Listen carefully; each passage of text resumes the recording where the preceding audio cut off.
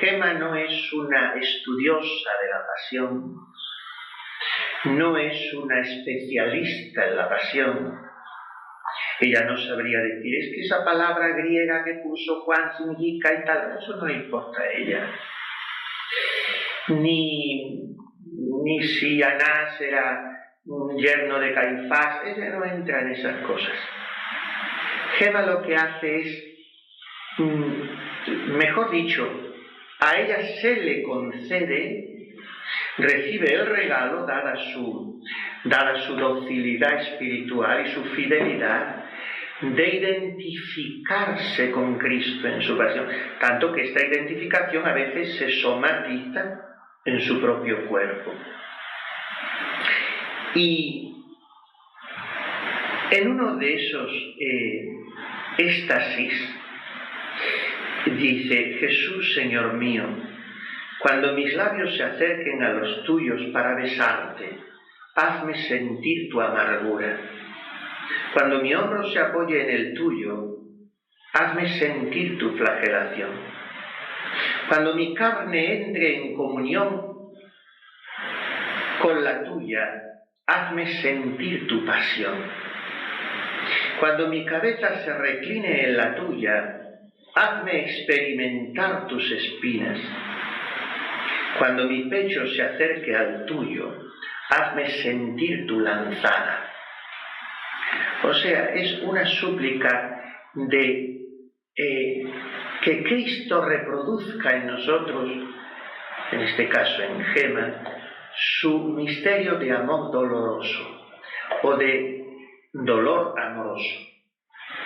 Hemos oído muchas veces, aprendíamos desde pequeño, ¿no?, que Jesús pudo haber redimido al mundo con un suspiro, con una lágrima de amor. Esa pasión es una exageración, es algo excesivo, absolutamente gratuito, innecesario. ¿Por qué tanto? ¿Por qué tanto dolor? Porque solo eso nos convence de tanto amor. Dice en otro de sus escritos Gema: muchas veces he pedido a Jesús que me enseñe Él el modo de amarle. ¿Cuántas veces nos sucede esto, no?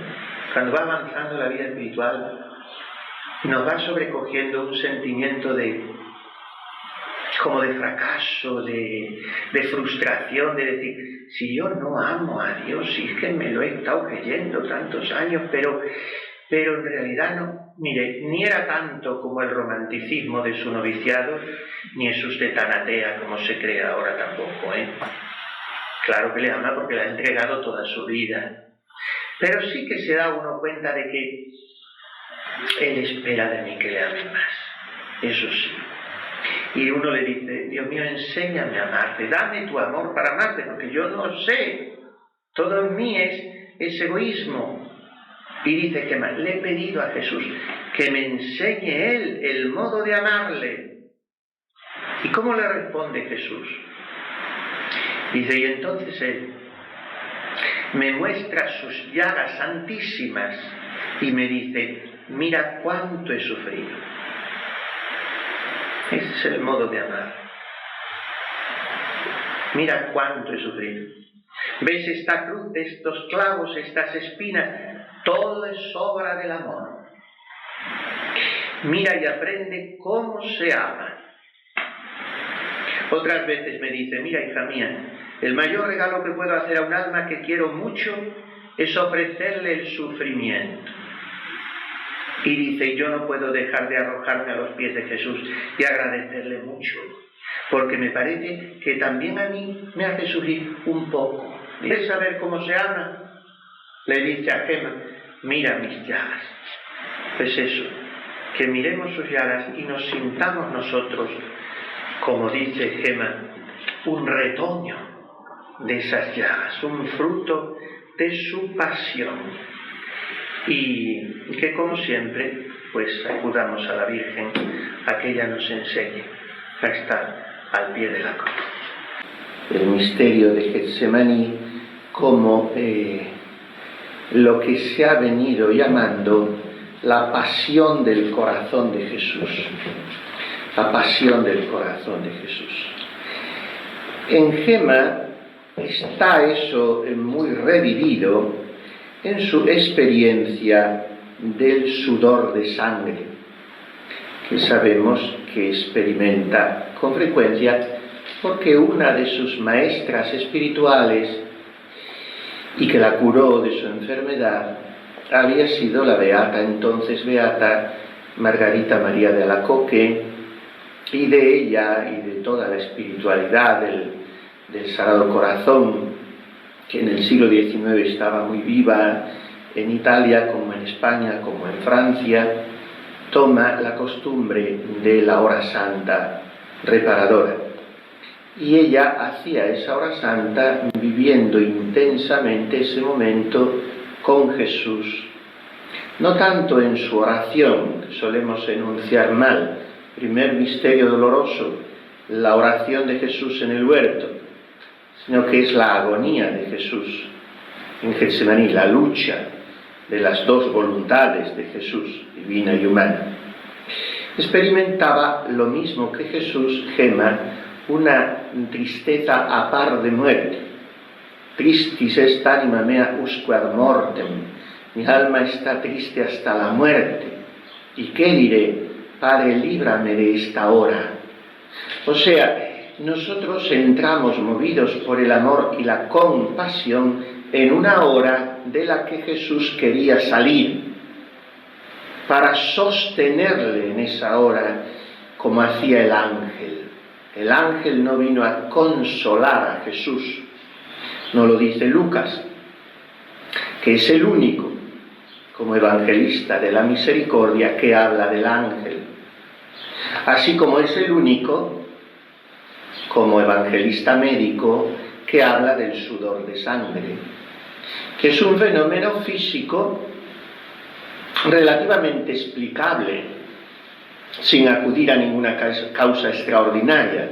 Es una somatización de una impresión fortísima que se llama hematidosis en medicina, y Lucas alude a ello y dice que aquella sangre caía como gruesos grumos hasta la tierra. O sea, era un sudor de sangre de especial virulencia en Jesús. Y también es Lucas el único que alude al ángel, en el cual muchos autores espirituales quieren ver al arcángel San Gabriel, lo cual es muy legítimo, porque si fue el ángel que vino a iniciar, a anunciar el inicio de la obra de la redención, siendo el embajador del cielo ante María, es muy razonable que viniera a cerrar la obra de la redención, no a cerrarla, pero en fin, a ayudar a completarla, que se cierra en Pentecostés, no se cierra nunca, pero en fin, el último capítulo oficial es Pentecostés. Pero viene Gabriel, y dice Lucas, no que vino un ángel y le consolaba, como dicen algunas traducciones, pero no es lo que dice Lucas en griego, porque la pasión de Cristo fue sin una gota de consuelo, ni de la tierra ni del cielo. Lo que hizo el ángel fue confortarle, o sea, sostenerle, ayudarle a seguir padeciendo, puesto que era una hora de la que Jesús quería salir. Y por eso nosotros entramos con nuestra compasión contemplativa, con nuestra compañía amorosa, con nuestra reparación afectiva y aflictiva, o sea, nuestra reparación de amor y de dolor, de penitencia, en esa hora de Jesús. Por eso los santos, especialmente los más devotos de la pasión, pero todos, han vivido tanto la noche del jueves y el viernes todo. San Juan de Ávila dicen que no se acostaba preparando la misa del viernes, y así tantos santos. Pues bien, de esta agonía de la que el alma de Jesús se ve presa en la noche de su prendimiento, el inicio de su pasión, Gema participa y se identifica totalmente con su esposo de sangre, como él le promete: yo seré tu esposo de sangre. Esposo de sangre es expresión, como sabemos, del Antiguo Testamento, la dice Abraham a Sara, pero esposo de sangre vemos en Jesús porque es un desposorio que ha llegado hasta la prueba definitiva y suprema de su declaración de amor por nosotros, hasta dar toda su vida. Para un hebreo sabemos que la sangre es la vida. No sé si ustedes han visto la película de Mel Gibson, La Pasión, cuando en esa escena aparece María y Magdalena recogiendo la sangre después de la flagelación con esos lienzos limpios que le entrega Claudia Prócula a la Virgen, mujer de Pilato. Esto lo toma Mel Gibson, como tantas cosas de su película, de las revelaciones de la beata Ana Catalina Emmerich. Alguna cosa suelta la toma también de la mística Ciudad de Dios de la Madre María de Jesús de Ágreda. Es una obra extraordinaria, la mística Ciudad de Dios. Tiene cosas interesantísimas, siempre dentro de las revelaciones particulares en ciertas cosas, en otras cosas es teología absolutamente universal. Bueno, pues María y Magdalena recogen aquella sangre derramada para que los sayones, los verdugos, no la pisoteen, porque para un judío la sangre es vida. Para nosotros, nuestra mentalidad occidental, la sangre, una sangre derramada que no sirve ya para nada, no una sangre que se transfunde, el que dona sangre dona vida, pero una sangre ya tirada en la carretera de un accidente, eso es para nosotros algo repugnante, pero para un judío es vida, y hay que entender cuando Jesús transustancia el vino del cáliz en su sangre, lo que está haciendo es prolongar su vida en medio del mundo hasta la consumación de los siglos. Yo estaré con vosotros todos los días. Mi vida, mi dinamismo, el pálpito de mi corazón enamorado estará con vosotros, y mi acción salvífica está con vosotros. Que la sangre de Cristo es sangre salvífica. En las letanías de la sangre de Cristo no repetimos ten misericordia de nosotros, como en todas las letanías, sino sanguis Christi, germinas virgines, sálvanos, sálvanos, lo que pedimos en las letanías de la sangre de Cristo. Bien, pues Gema se identifica con este derramamiento de la sangre de Cristo, sabiendo que, como dice la epístola a los hebreos, sine sanguinis effusionem non fit remissio, sin derramamiento de sangre no hay perdón. Por eso, esa entrega de la vida de Jesús es entrega de misericordia, de perdón de nuestros pecados. Y bañada Gema en sudor de sangre, se identifica con Cristo, que invoca al Padre con grandes clamores y lágrimas, dice también la epístola a los hebreos.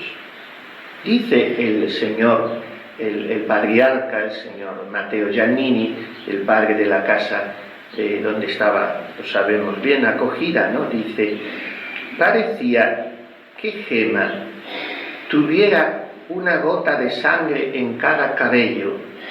Era sangre auténtica. He visto la mancha en el pañuelo que mi hermana usaba para limpiarla, la señora Cecilia, y que después se lavó con lejía.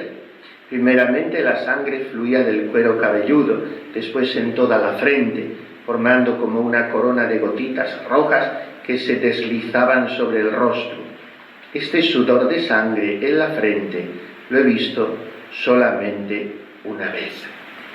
También depondrá sobre ello uno que fue testigo privilegiado, porque fue testigo aislado solamente una vez de este éxtasis sangrante de Gema, el provincial de los pasionistas, el padre Pedro Pablo de la Inmaculada.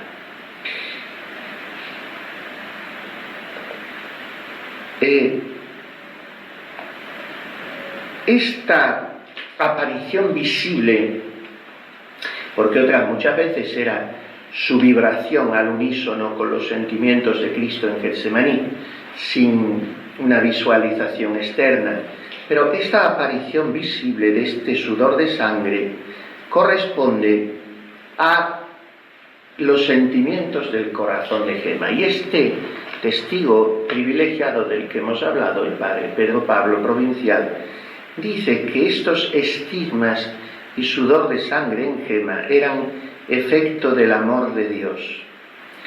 y efecto producto del deseo ardiente que tenía ella de participar de una manera corredentora en los sufrimientos de Cristo por la salvación de las almas.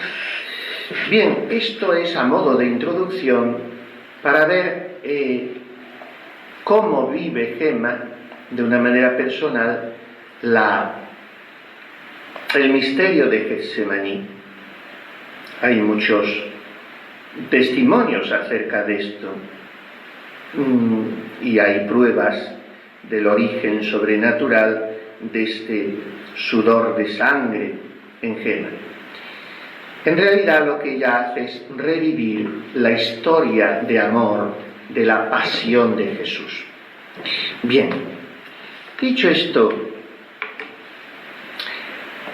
veamos qué cosa dice un santo padre como Orígenes, que en una de sus homilías al libro del Levítico dice así. Esto es para entrar, partiendo del misterio de Getsemaní, en algo muy misterioso, muy profundo, pero que nosotros hemos de vivir con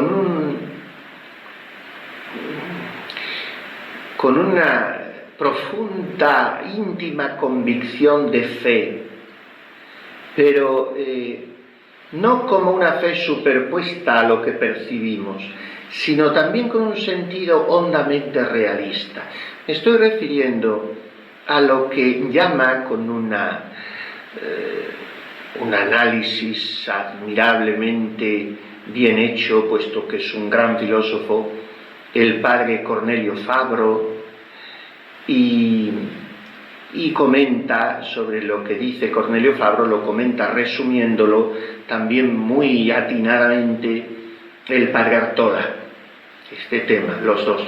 Supongo que el padre Zófoli también lo tocará, pero no lo he leído, tengo ganas de leerlo. Estoy admirado porque resulta que Gemma, una muchacha, pues una pobre muchacha, porque por no era ni monja, no era nada, pues vamos, el no ser monja no quiere decir no ser nada, a veces es más que serlo, pero en fin, que no tenía en la iglesia, no tenía ninguna carta de ciudadanía, de nada. Y me admira, ya digo, yo estoy redescubriéndola con vivo entusiasmo, porque me acuerdo cuando yo me encontré con esta chica, esta muchacha, a mis 11 años, creo recordar, 11, 12, porque a los 12 ya leí la biografía suya del padre Germán, y a los 13 compré sus escritos, que son 2 libros que luego no sé dónde habrán ido a parar, porque yo los tenía muy... En fin, pues sí, la había conocido, pero ahora ya más a nivel teológico, cuando la he redescubierto, estando yo en Italia, me sobrecoge la capacidad que tiene de seducir, de fascinar a grandes teólogos que a partir de ella profundizan en su propia teología.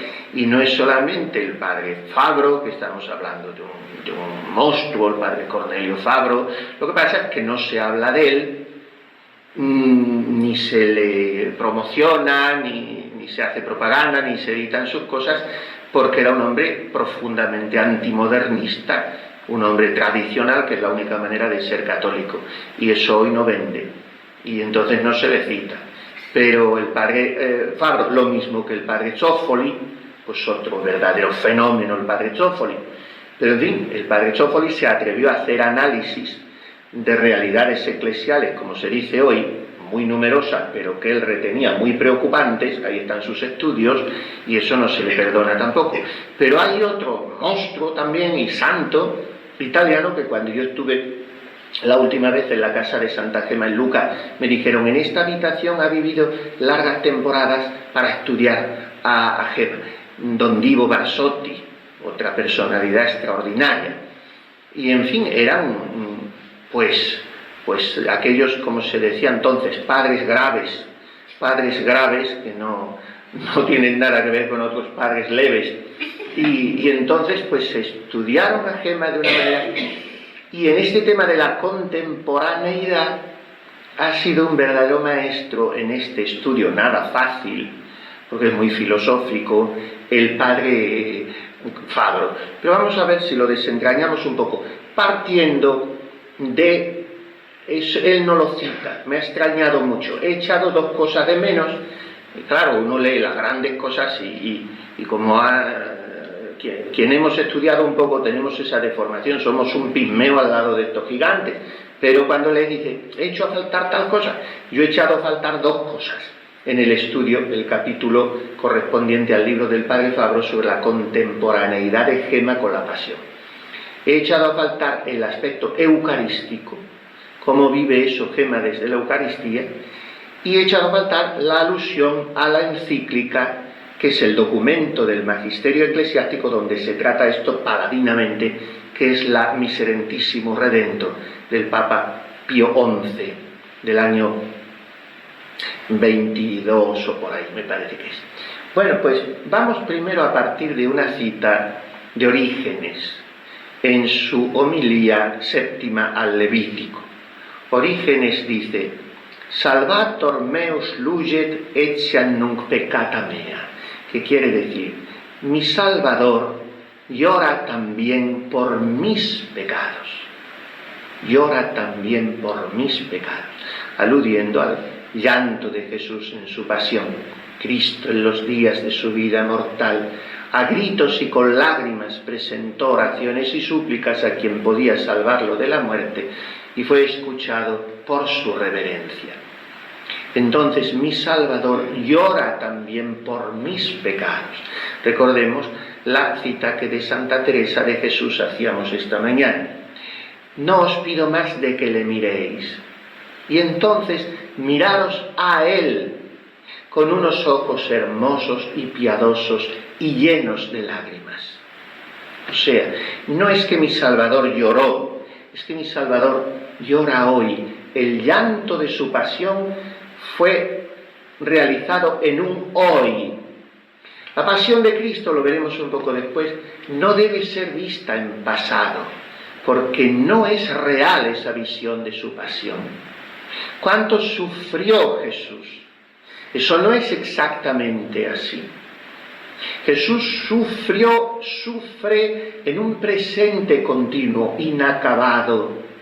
Y el tiempo de Jesús, en cuanto que Dios hombre, es un tiempo cósmico que abarca todas las edades y abraza a todos los hombres.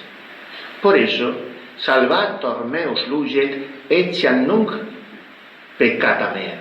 Mi Salvador llora también ahora mis pecados. No dice Orígenes, perdón porque antes yo lo he dicho mal, no dice llora por mis pecados, sino llora mis pecados. O sea, los pecados que yo no lloro, los llora Él, porque su pasión se prolonga. No que se prolonga, sino que su pasión empezó para no terminar. Salvator meus letari non potes, donecego in iniquitate permaneo, sigue diciendo Orígenes. Mi Salvador no puede alegrarse mientras yo permanezco en la iniquidad. Y ese yo, por un sentido de solidaridad con la humanidad y por un sentido dogmático de comunión de los santos, ese yo no soy yo, ese yo es el mundo.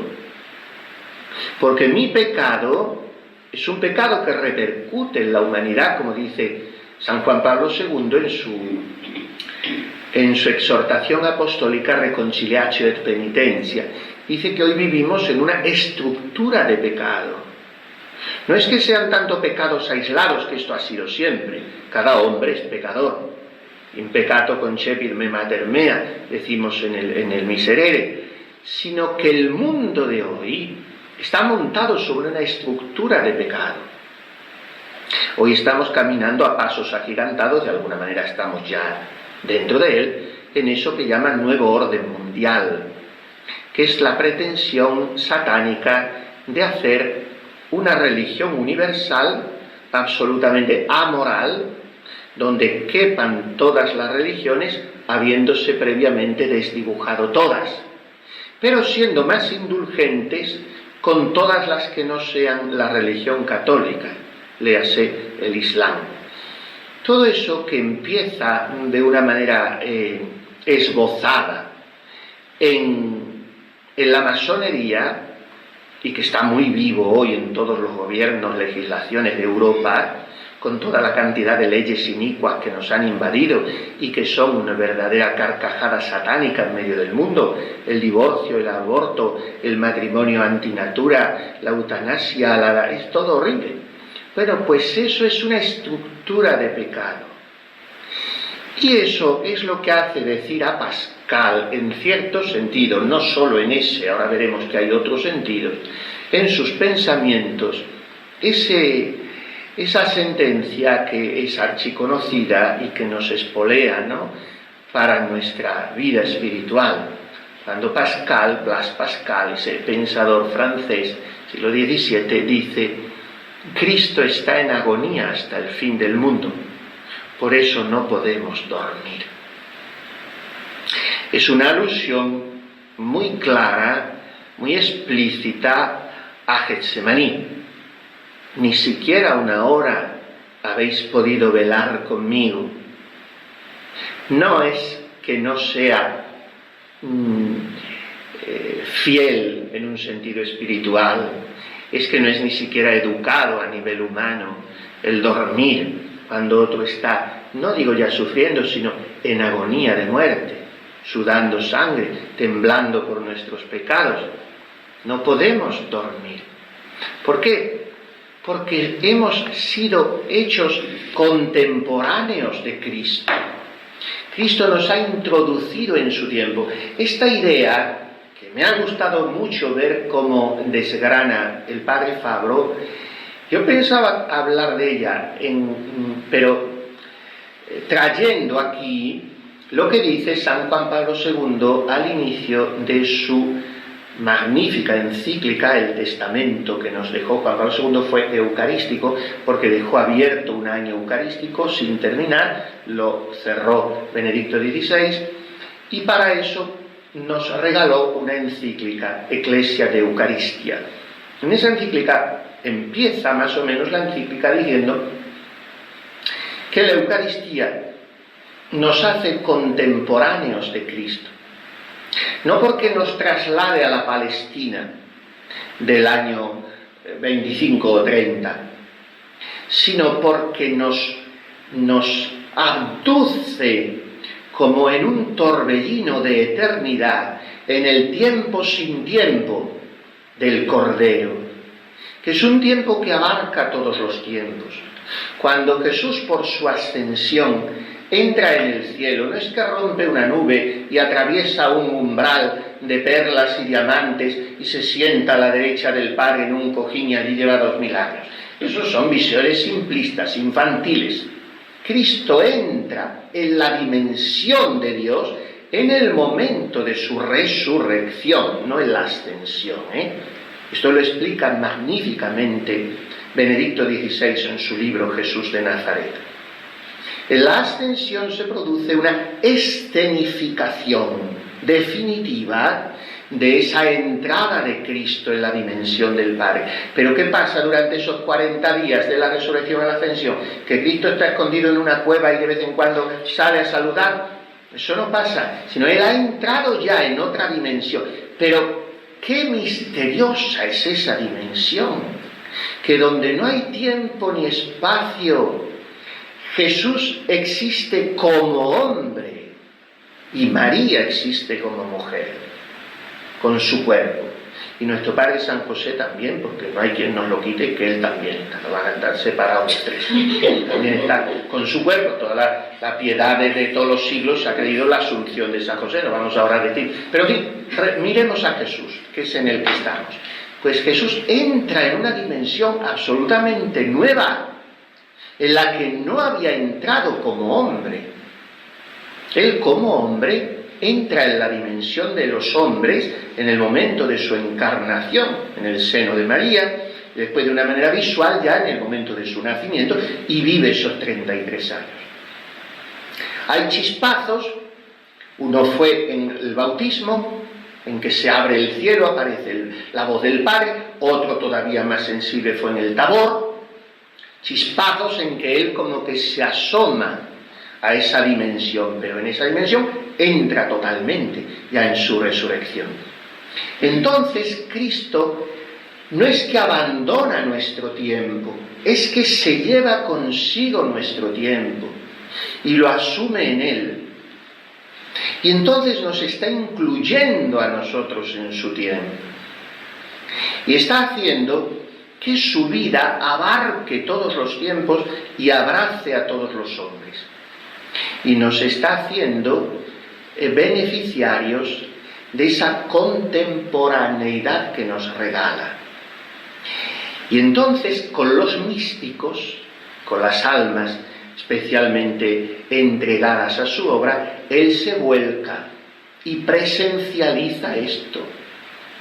Y hace que una Gemma Galgani, como una Ángela de Foligno, como una Catalina de Siena, como una Brígida de Suecia, como una Magdalena de Pazzi, como una Teresa de Jesús, pues evidencien, visualicen esa contemporaneidad con él y participen incluso visiblemente de su pasión. Hace ahí el padre Fabro una serie de disquisiciones apartándose de Heidegger y dice que no se trata de una presencia del presente. Esto no vamos a entrar porque es complicado. Él es un estudioso de Kierkegaard, había traducido las obras de Kierkegaard porque él sabía también muy bien alemán, en fin, y entonces más bien se inclina a esa visión de la continuación del presente en el tiempo de Kierkegaard, pero no vamos a detenernos en esto. Gemma ve a Jesús llorando. Jesús llora también ahora mis pecados, dice Orígenes. Bien, pues Gemma, en alguno de sus éxtasis, ve a Jesús llorando. Dice, me parece ver lágrimas en sus ojos cuando me mira. Y no se atreve a preguntarle. Es la delicadeza. Gemma, al final lo estudia también el padre Fabro. Yo lo he leído ya casi entero este libro, que me ha seducido, pero al final habla de la delicadeza femenina de Gemma. Pero entonces ya no se atreve, es encantador. La relación que ella tiene con Jesús, con su ángel, con Gabrielito, en los éxtasis es... Tengamos presente, pero yo no quiero entrar en ese tema, que las visiones son siempre, naturalmente, visiones imaginarias o intelectuales. Eso sería objeto, sí que sería de una conferencia, pero en fin, no seamos simplistas en el tema de las visiones. Pero que sean visiones imaginarias o visiones intelectuales no quiere decir que no sean reales, y que no sea una presencia más real de Jesús ante ella que la que nosotros tenemos unos de otros físicamente. Porque ese nivel es un nivel más real que el nuestro. El nivel de la dimensión del cielo es el nivel real. Este nivel nuestro es el de mentira. Esto es el gran teatro del mundo. Yo la tengo a usted delante y usted a mí, pero esto es mentira. Ahora, si yo tengo a Jesús que no está físicamente presente, sino en una visión, imagina, es más real su presencia que la nuestra. Pues bien, Gemma le ve llorando. Y dice, yo nunca me atreví a preguntarle por qué lloraba, por eso es su delicadeza. Pero como el confesor me lo dijo, que le preguntara, ya un día le dije, Jesús, ¿por qué lloras? Y fíjese, para una vez que se decidió la pobre a preguntarle por qué llora, le dijo Jesús, no me lo preguntes. Le dijo, hija mía, no me lo preguntes. Pero con esa contestación le respondió. Esto no sucede, ¿no? Cuando vemos a una persona sufrir, ¿qué te pasa? Déjalo, ya nos está dando a entender. Y Jesús le dice, hija mía, no me lo preguntes. Pero es delicioso este éxtasis. Dice, pero me hizo llorar también a mí. Me pareció que me abrazaba con más fuerza que de costumbre y me dio un beso en la frente. Ya digo, no seamos simplistas, ¿eh? No hay beso, ni hay abrazo, ni hay contacto físico. Las apariciones no son así. Jesús está en el cielo, que es otra dimensión. Pero arrastra al alma esa dimensión suya. La arrastra de una manera realísima. Y ese alma no es que se sienta en un modo subjetivo, como fruto de cierta ilusión, besada o abrazada, es que es realmente besada o abrazada, sin necesidad de que haya una presencia tangible, física de Jesús. Santa Teresa de Jesús, que es una gran teóloga sin serlo, lo dice en una ocasión.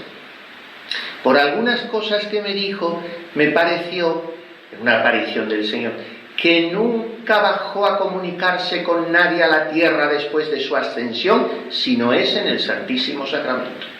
O sea, Santa Teresa sabía, con San Agustín y con Santo Tomás de Aquino y con todos los teólogos, que las apariciones corporales no existen, que la última ha sido la de San Pablo camino de Damasco, y de San Agustín y Santo Tomás.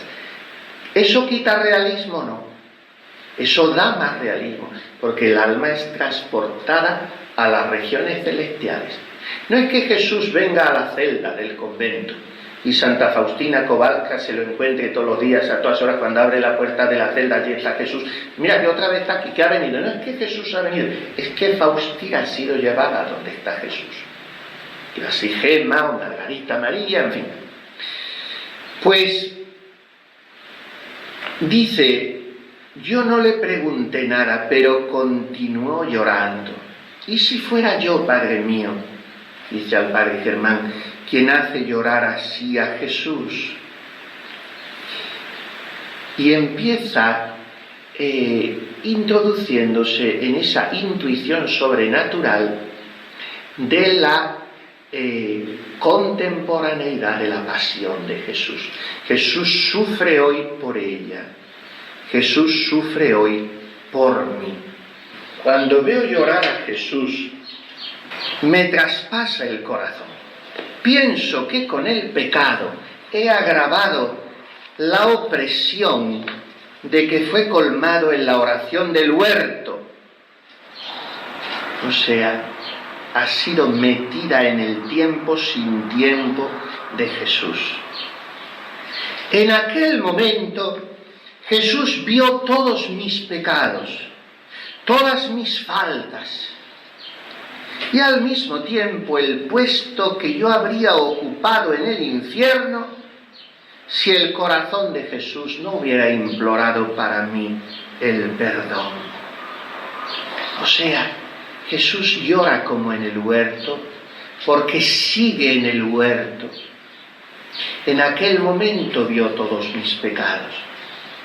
Vamos a ver esa cita que les decía del Papa Pío XI, el Ad Miserentissimus Redentor, que es una encíclica, y tres grandes encíclicas sobre el corazón de Jesús. La primera, del Papa León XIII, en el año 1899, sobre la consagración, y con esa encíclica consagró al mundo al corazón de Jesús. Se llama Annum Sacrum. Después, la encíclica de Pío XI sobre la reparación, y se titula Miserentissimus Redentor. Y después, en el año 56, creo que fue, la encíclica de Pío XII sobre, en general, sobre la teología del corazón de Jesús, y se titula Aurietis Aquas. Bien, pues en esta Miserentissimus Redentor dice, cuando Jesús se aparece a Santa Margarita María, apenado se queja de tantas injurias como recibe de los hombres. Y aquí este corazón que tanto ha amado a los hombres, etcétera, etcétera. Y le pide la comunión reparadora y la hora santa. Y dice, estoy resumiendo, pero dice el Papa, ¿cómo podrán estos actos de reparación consolar a Cristo, que dichosamente reina en los cielos? Esta es la gran pregunta de los teólogos, que no pueden pretender solventar ni ventilar de una manera satisfactoria, porque siempre damos con el misterio. Incluso el padre Fabro, enfocándola filosóficamente, la soluciona más o menos, pero tiene que darse por vencido. Dice, hasta aquí puedo llegar. El padre Mendizábal tiene un artículo formidable que él titula El cuasi sufrimiento de Cristo.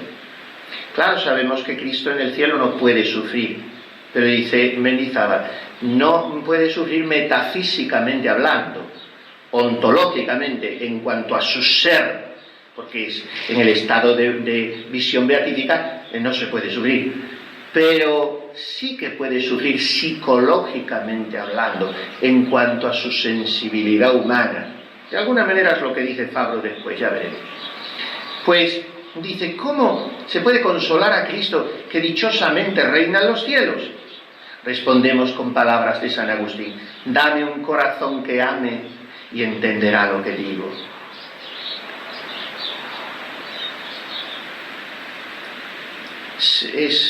No quiero leer todo, pero dice, en esto penetran más las almas piadosas, cuanto más claro ven que los pecados de los hombres en cualquier tiempo cometidos fueron causa de que el Hijo de Dios se entregase a la muerte.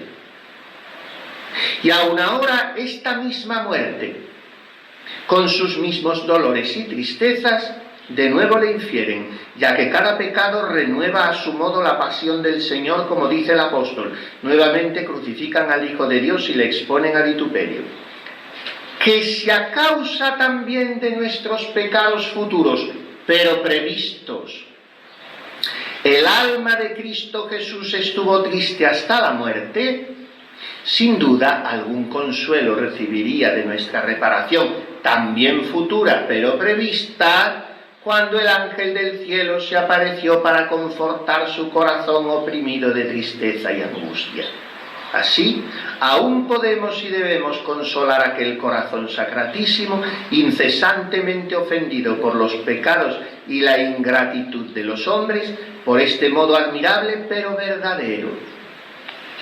Este es el gran misterio.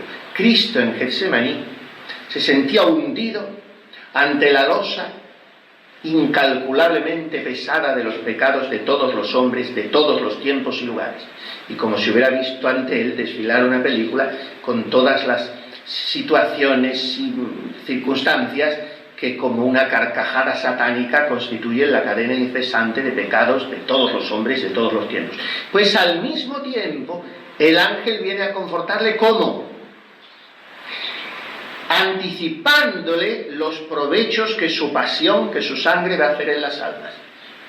Y lo mismo que desfilaron ante él todas las maquinaciones de ruin venganza, todos los asesinatos, todas las lujurias, todos los latrocinios, todas las herejías, todos los atentados y crímenes contra la familia y la pureza de niños y jóvenes, todo lo que podamos imaginar, desfiló ante él un San Francisco de Asís, un San Pablo de la Cruz, una Santa Gemma Galgani, o una monjita escondida en un monasterio tomando una disciplina o haciendo oración o alegrándole la vida a una hermana enferma, o un enfermito en la cama de un hospital, o una madre sacando adelante a sus hijos, o un trabajador ofreciendo a Dios su trabajo.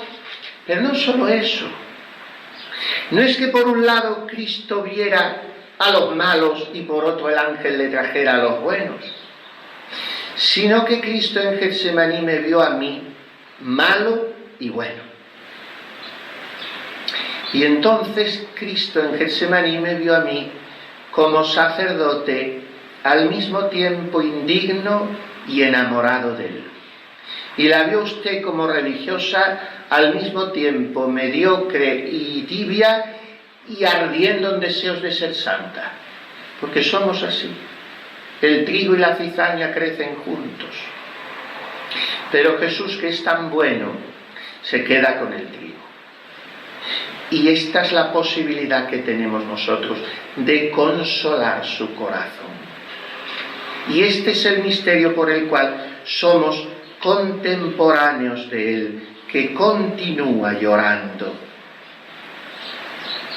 Mira, hija, estas llagas, después de una hora santa que había pasado Gemma llorando y rezando entera durante la hora, y le llegaron a faltar las fuerzas, y entonces ya se puso con la frente en la tierra y estuvo varias horas. Y le dice Jesús: mira, hija, estas llagas las tenía abiertas por tus pecados, pero ahora consuélate, porque las has cerrado todas con tu dolor. No me ofendas más, ámame como yo te he amado siempre, ámame, me repitió varias veces. Así muchas veces. Ven, acércate, estas llagas, las has cerrado tú, etc. Bien, este es uno de los niveles, de las facetas de esa contemporaneidad nuestra con la pasión de Cristo, que Él permanece en agonía hasta el fin del mundo. Pero la segunda, ya voy terminando, es la siguiente. También lo toca el Papa Pío XI en la encíclica. Dice así: primero, la pasión de Cristo en sí mismo. Segundo, la pasión de Cristo en su cuerpo, que es la Iglesia. La pasión expiadora de Cristo se renueva y en cierto modo se continúa y completa en el cuerpo místico que es la Iglesia. Dice San Agustín: Cristo padeció cuanto debió padecer. Nada falta a la medida de su pasión. Está completa, pero en la cabeza. Faltan todavía las pasiones de Cristo en el cuerpo. Esto se ve cuando se aparece a Saulo camino de Damasco. ¿Tú quién eres? Yo soy Jesús a quien tú persigues. A él directamente no le perseguía, pero le perseguía en su cuerpo. Por eso es tanta la necesidad actual de expiar por nuestros pecados. Esto está en la Iglesia hoy perdido. No solo perdido, sino combatido por el modernismo. Porque para los modernistas, que son hoy la mayoría, modernistas no es lo que les gusta lo moderno. Para saber lo que es el modernismo hay que leer la encíclica Pascendi del Papa San Pío X de 1907. Es los que niegan lo sobrenatural. Y es mucho más hondo que decir gustar lo moderno. Lo moderno nos gusta a todos, lo moderno es bueno. Decía el Papa Juan Pablo II en la última visita que hizo a España: se puede ser moderno y profundamente fiel a Jesucristo. Pues lo moderno en cuanto a un avance es bueno. Pero hoy el modernismo niega el sacrificio. Y por eso la teología eucarística de Trento, que es la católica, se tambalea en muchos ambientes. Y se ha hecho un antropocentrismo donde lo importante es el sacerdote.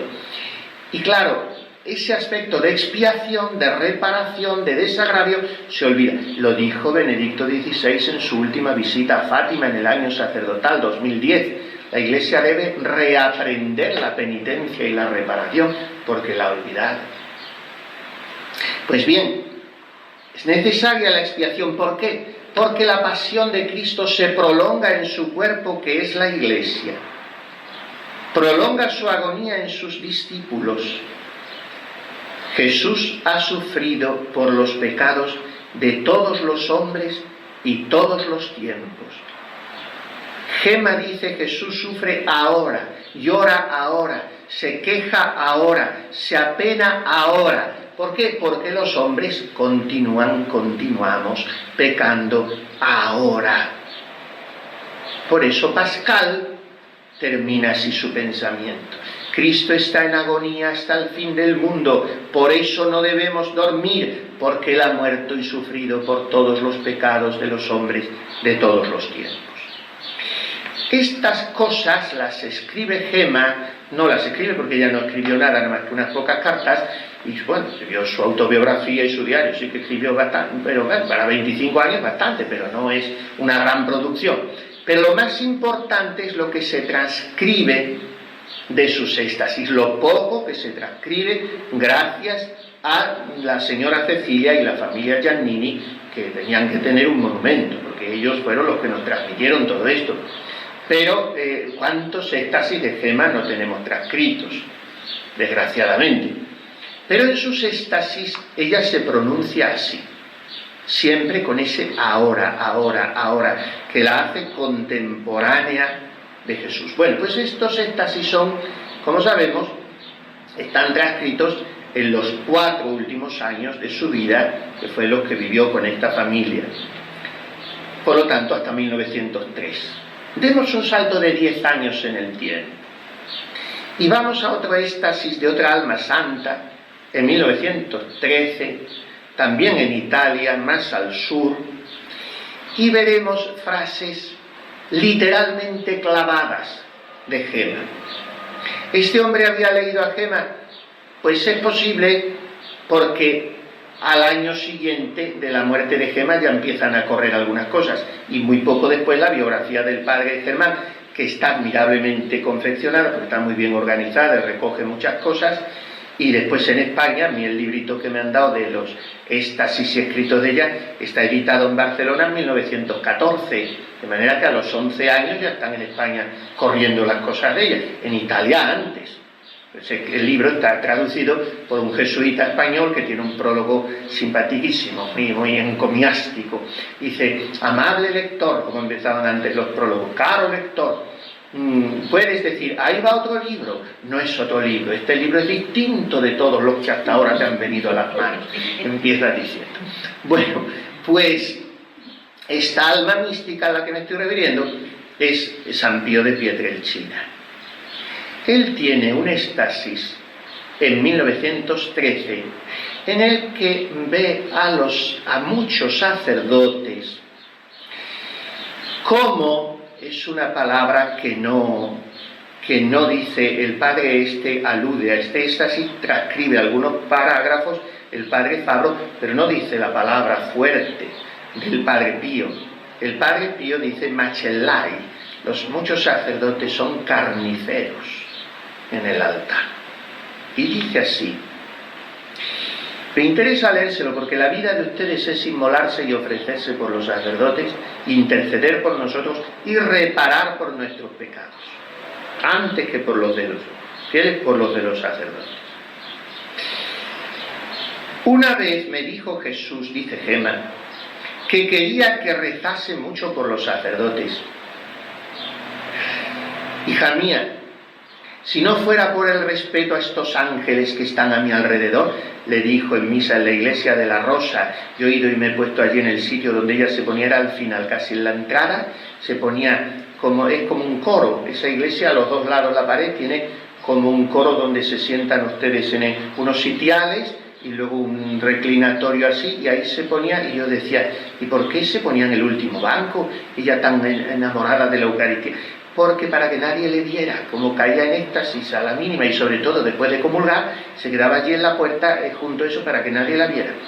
Bueno, pues estando en la iglesia de la Rosa, en la que han conservado con muy buen sentido, no solo estético, sino sobre todo teológico y litúrgico, el altar adosado ad orientem como debe estar, no la misa cara al pueblo, que es un error mayúsculo, como dice Benedicto XVI en el sentido, el espíritu de la liturgia, que es un libro de Benedicto XVI que deben leer.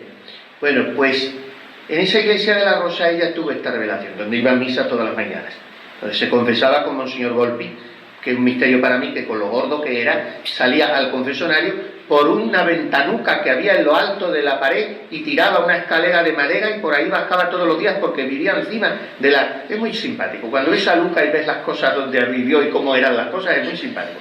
Pues por ahí bajaba Monseñor Volpi con toda su corporeidad, tiraba la escaleruca y luego la volvía a meter y se quedaba encajada en la ventana, no se veía nada. Y debraba al mismo confesonario la escalera.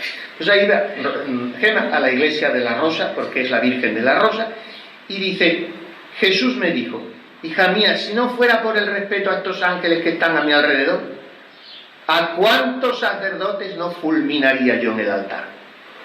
Quería decir mientras están diciendo la misa. Y por eso Gema rezaba mucho por los sacerdotes, tanto que llegó incluso a sudar sangre un día rezando por ellos. Me decía a veces, dicen en los procesos de canonización, creo que es la señora Cecilia, sí, dice, si viera cómo lo arrastran con los cíngulos los sacerdotes, ahora para aquí, luego para allá, y era un continuo rezar por ellos. Bien, esta es Gema. Ahora Pío de Pietrelcina dice, el 19 de marzo, día de San José, de 1913. El viernes por la mañana estaba yo aún en la cama cuando se me apareció Jesús. Estaba totalmente desfigurado. Me mostró una gran multitud de sacerdotes, entre los cuales varios dignatarios eclesiásticos. De estos unos dignatarios eclesiásticos, no sacerdotes del clero bajo. De estos unos estaban celebrando, otros estaban preparando y otros despojándose de los ornamentos.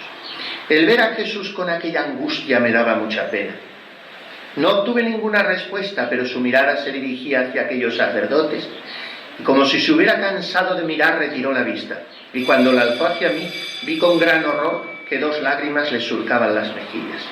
Se alejó de aquella turba de sacerdotes con gran expresión de disgusto y desprecio sobre el rostro. Sí lo dice, sí, gritando, carniceros. Antes no lo había leído, pero sí lo dice. Y yo me fui al final. Y dirigiéndose a mí dijo: hijo mío, no creas que mi agonía duró 3 horas. No.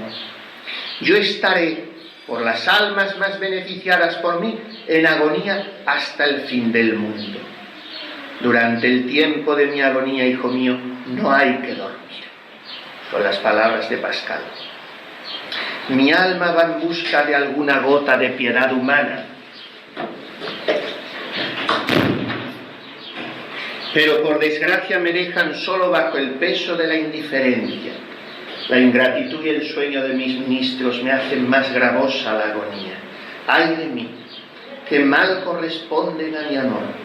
Lo que más me aflige es que estos añaden desprecio e incredulidad a su indiferencia.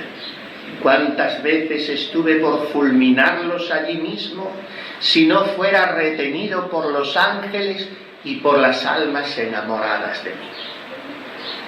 Son las exactas palabras de Jesús a Gema. ¿Habría leído el éxtasis el Padre Pío? No parece verosímil.